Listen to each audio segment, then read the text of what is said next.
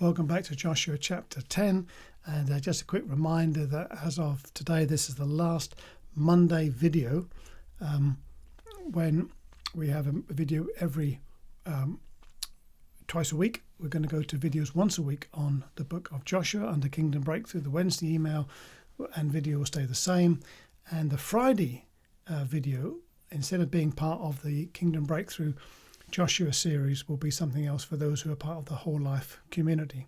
So Mondays, as we are now, Kingdom Breakthrough; Wednesdays, Whole Life; Friday, Whole Life community.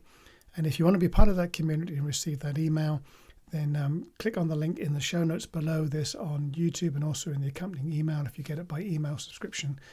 And I'd love to see you as part of that community too.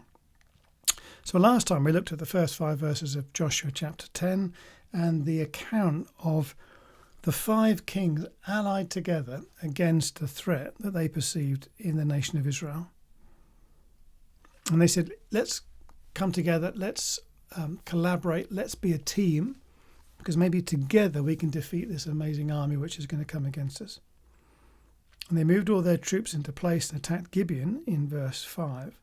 And then in verse 6, the men of Gibeon, if you remember from the previous chapter, the men of Gibeon, the ones who were actually quite deceptive to the people of Israel, but they, through skullduggery, they came in and they pretended to be afar off from a nation a long way away, and they persuaded Joshua and the Israelites to let them live. And therefore they were, in some respects, although they were underneath Israel, they were subjugated to Israel, but they were also in that sense allied to Israel. And the men of Gibeon quickly sent messengers to Joshua at his camp in Gilgal. This is Joshua 10 verse 6. Don't abandon your servants now, they pleaded. Come at once, save us, help us, for all the Amorite kings who live in the hill country have joined forces to attack us. So we are in deep trouble. Joshua, you said we can live among you. Will you come and help us in our time of trouble? And a very simple thought today is this: don't be afraid to ask for help when you need it. Sometimes we live with the unholy trinity of me, myself, and I, and I'm sufficient, and it's all about me, and we don't need anybody else. And there are certain things that we can go through life very well like that, and we can function as lone rangers, and it's okay. But God has not designed us to function as lone rangers in the long term. We need one another. We need other people. And sometimes we need people who are going to come alongside us and help us, because we realize that we are out of our depth, or we are facing too much to handle, or we simply need other people there to encourage us.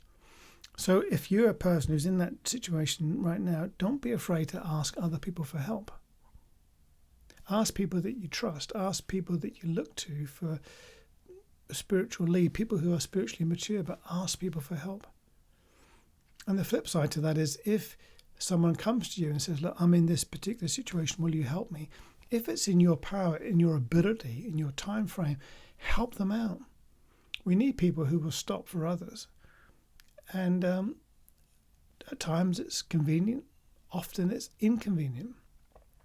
But God has put us together in the church, and I use the church there in a wider sense more than the local church, but there's people in the kingdom who need our help.